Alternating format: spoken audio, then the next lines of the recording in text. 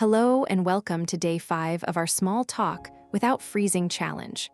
I'm Emma, and I'm excited to help you learn how to use nonverbal communication to take your small talk skills to the next level. Nonverbal cues like body language and facial expressions can make or break a conversation. So let's dive in and explore how to use them effectively. That's right, Emma. Nonverbal communication is just as important as what we say. In fact, research suggests that up to 93% of our communication is nonverbal. So, if we want to make a good impression and build strong relationships, we need to be aware of our body language and use it to our advantage. Exactly. So, let's start with some basics. What are some positive body language cues that we can use in conversations?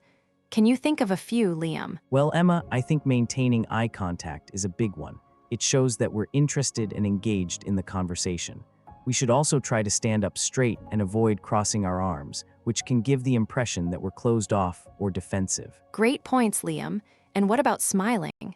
How can smiling impact a conversation? Smiling is a great way to show that we're approachable and friendly. It can help put the other person at ease and create a positive atmosphere for the conversation. Plus, it's contagious when we smile. The other person is more likely to smile back, which can help build rapport. That's so true. Now, let's practice using some of these positive body language cues in a role play.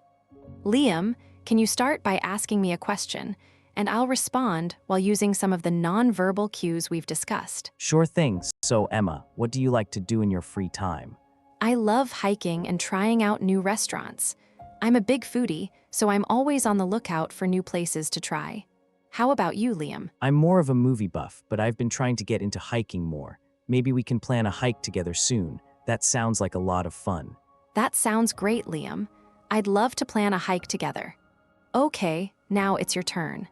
Can you think of a time when you used positive body language in a conversation, or maybe a time when someone else's body language made you feel more at ease? Actually, yes. I was at a networking event last year, and I was feeling really nervous.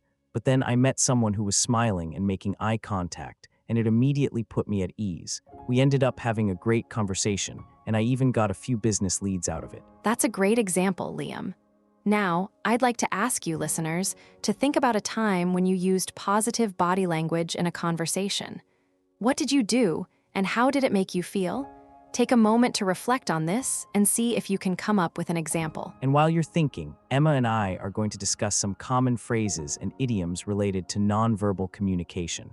For example, have you ever heard the phrase, give someone the cold shoulder? What do you think it means? That's a great phrase, Liam. To give someone the cold shoulder means to deliberately ignore or show indifference to someone.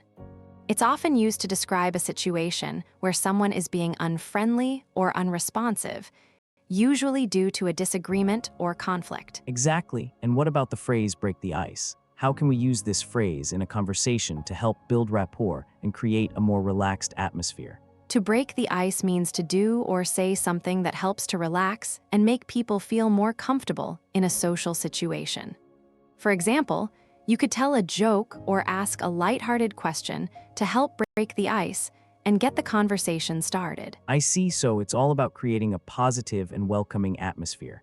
Now, let's talk about some pronunciation tips. How can we use our tone of voice and pitch to convey enthusiasm and interest in a conversation?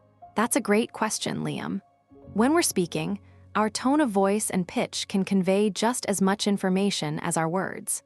For example, if we're asking a question, we can use a rising intonation to show that we're genuinely interested and want to hear the other person's response. I never thought about that, Emma. It's really interesting to think about how our tone of voice can impact the conversation.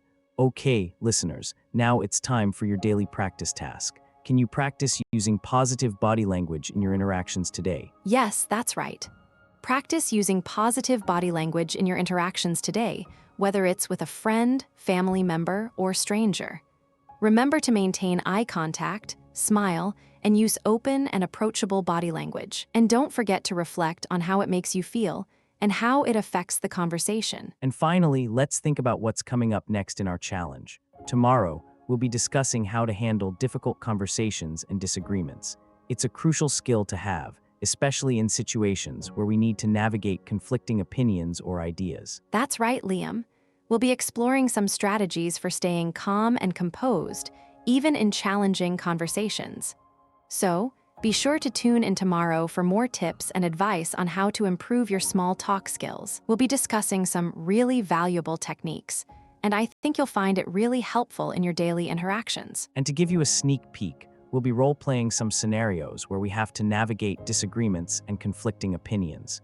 It's going to be a really valuable lesson, and I think you'll learn a lot from it. So let's get started on that tomorrow and see how we can apply some of the skills we've learned so far to those challenging conversations.